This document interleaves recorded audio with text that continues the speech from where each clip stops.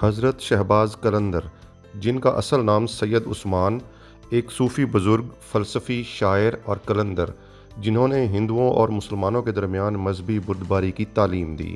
سب مذاہب کے لوگ آپ کی طرف کھنچے چلے آئے۔ انہیں ان کے سرخ لباس کی وجہ سے لال اور اعلیٰ والوحی جذبے کی وجہ سے شہباز کہا جاتا تھا۔ بہت سے ہندو انہیں بھرتری کا اوتار سمجھتے ہیں، جبکہ کچھ دیگر کے خیال میں وہ جھولے لال کی تجسیم ہیں۔ ہر سال لاکھوں زائرین سہون میں واقع آپ کے مزار کی زیارت کرنے، منتیں ماننے اور چڑھاوے چڑھانے آتے ہیں۔ آپ کے القابات میں درج ذیل شامل ہیں: لال، شہباز، قلندر، سیف اللسان، شمس الدین، مہدی، مخدوم۔ آپ کا شجرہ نسب حضرت سید اسماعیل کے ذریعے حضرت امام جعفر صادق تک پہنچتا ہے۔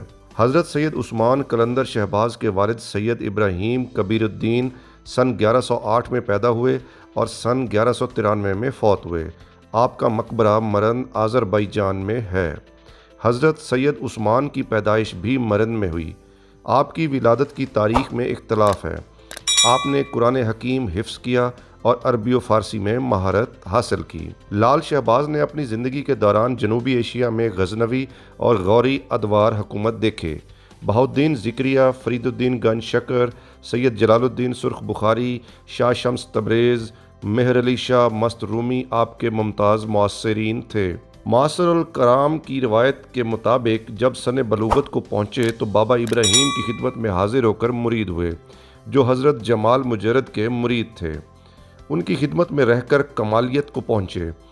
اس کے بعد آپ سیر و سیاحت کو نکلے اور اسلامی دنیا کے کئی ممالک کی سیر کی۔ حرمین شریفین جا کر حج بھی ادا کیا۔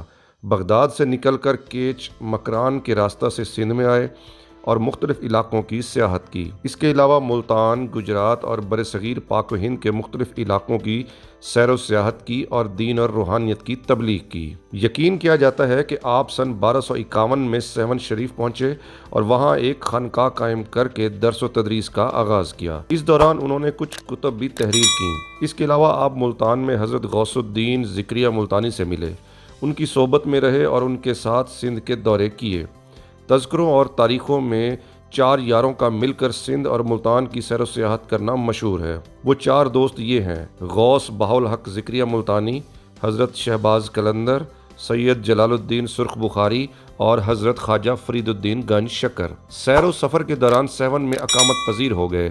سندھ کے کئی ممتاز صوفیہ شہباز قلندر کے مرید تھے، مثلاً شاہ عبداللطیف بھٹائی، مخدوم بلاول اور سچل سرمست وغیرہ۔ حضرت غوث العالم کی وفات کے بعد آپ پھر سے ملتان گئے اور حضرت صدر الدین عارف سے ملے۔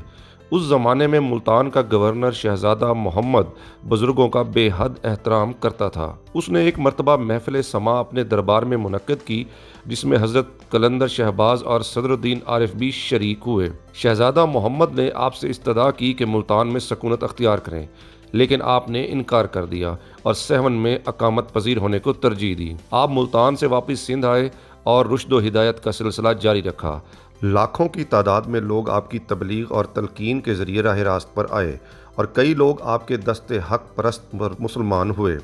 خاص طور پر آپ نے حضرت غوث بہاءالحق ملتانی کے ساتھ مل کر سندھ میں اسلام کی تبلیغ کی اور روحانی اور اخلاقی اقدار پھیلانے کے لیے بڑی جدوجہد کی۔ مختلف علوم پر دسترس اور مذہبی امور کے علم کی وجہ سے آپ انجام کار ایک عمیق النظر عالم بنے۔ آپ فارسی، ترکی، عربی، سندھی اور سنسکرت زبانیں جانتے تھے۔ آپ نے اکثر جلال الدین رومی کے شعر بطور حوالہ پیش کیے۔ شہباز قلندر نے ساری زندگی مجرد رہ کر گزاری اور 97 برس کی عمر میں دنیا سے رخصت ہوئے۔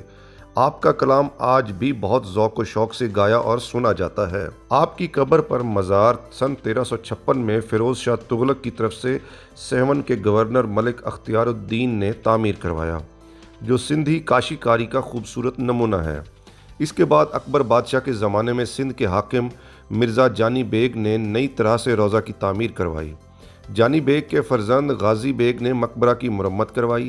اس کے بعد سندھ کے کلواڑہ حکمران میاں غلام شاہ نے خانقاہ میں پتھر کا فرش لگوایا، بلند دروازہ بنوایا اور علم بھیجا۔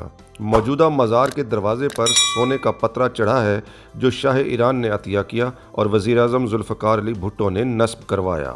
بعض تذکروں میں آپ کی وفات کی تاریخ سن 1252 آئی ہے اور یہ بھی آیا ہے کہ 7 میں وفات سے 1 سال قبل آئے۔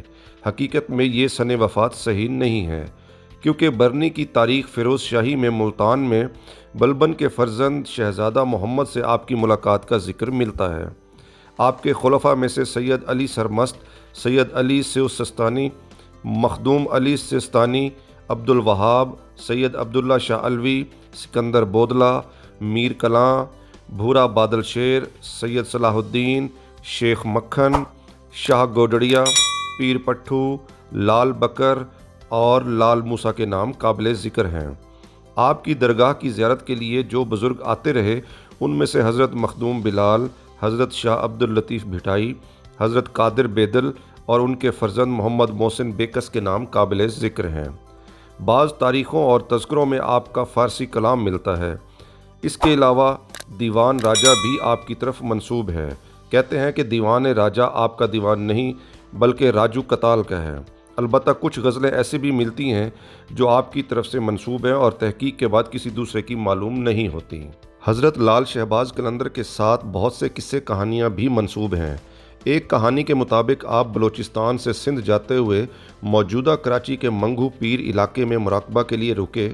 منگھو پیر کا گرم چشمہ اسی پہاڑی میں سے پھوٹ نکلا تھا جہاں آپ نے سمادھی لگائی۔ یہ چشمہ آج بھی جاری ہے اور اسے دمہ کے مریضوں کے لیے معجزاتی شفائی خوبیوں کا حامل قرار دیا جاتا ہے۔ ایک اور کہانی کے مطابق 7 میں پہلے سے موجود بزرگوں نے آپ کو دودھ سے بھرا ہوا ایک پیالہ بھیجا، جس کا مطلب تھا کہ وہاں ان کے لیے جگہ نہیں ہے، لیکن آپ نے دودھ کے پیالے میں ایک گلاب کا پھول رکھ کر واپس بھجوا دیا۔ تاہم یہ قصہ دیگر صوفیہ کے حوالے سے بھی بیان کیا جاتا ہے۔